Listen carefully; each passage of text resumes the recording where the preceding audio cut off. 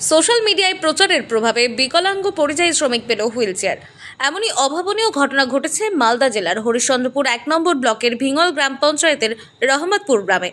এই গ্রামের বাসিন্দা মান্নান আলী 8 বছর আগে পাঞ্জাবে পরিযায়ী শ্রমিকের কাজ করতেন, কিন্তু সেখানে পর্যাপ্ত রোজগার না হওয়াতে মানসিক অবসাদে বিষ খেয়ে নেন।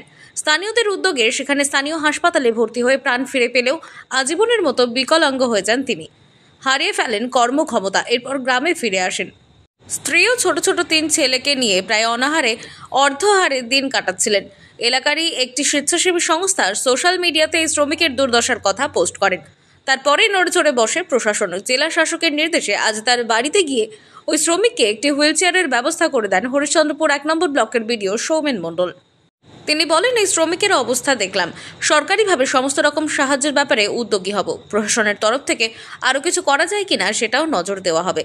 বাড়িতে এসেছিলাম, শুনলাম যে উনি হ্যান্ডিক্যাপ আছেন, ওনার একটা হুইল চেয়ারের খুব দরকার। সেই শুনে আমরা একটা হুইল চেয়ার দেওয়ার জন্য এসেছি মান্নান আলীর কাছে, রহমতপুর গ্রামে।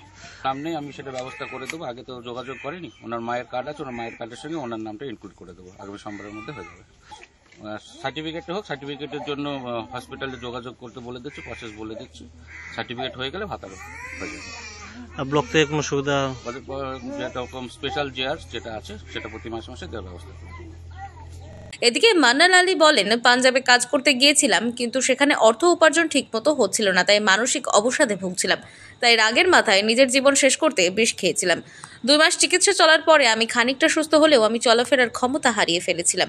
এখন বাড়িতেই পড়ে আছি। এলাকারই একটি সংস্থা সোশ্যাল মিডিয়ায় আমার এই দুরবস্থার কথা প্রকাশ করে তারপরে ব্লক প্রশাসন আমার পাশে দাঁড়িয়েছে এবং আমার চিকিৎসার জন্য সাহায্য করবেন বলে জানিয়েছেন। বাইরে খাটতাম, বাইরে খাটতে খাটতে বলছে হঠাৎ করে একদিন বিষ খেয়ে নিয়েছিলাম রাগের মাথায়। বিষ খাওয়ার পরে হসপিটালে ভর্তি করেছিল। হসপিটালে ভর্তি যখন ছুটি নিয়ে আসলাম তো পা দুটো আমার হাঁটছেই না। তারপরে দেখি পায়ে কোনো ওষুধ পানি করছি, কোনো কামে লাগছে না। 2 বছর থেকে কিছু করতে পারছি না, সংসারে চালাতে পারছি না। তারপর কিভাবে চলছে সংসার? যাই ভাই 10-20 টাকা করে দান করছি, দান করে দিয়ে চলাচ্ছে, ওই রকমই পেট চালাচ্ছি। আপনার বাচ্চা কাচ্চা কটা আছে? বাচ্চা 3টা ছেলে আছে। 3টা ছেলে আছে। 3টা ছেলে। বাবা মা কাজ করতে পারে? মালদা থেকে দেবু সিনহার রিপোর্ট, আনন্দ বার্তা।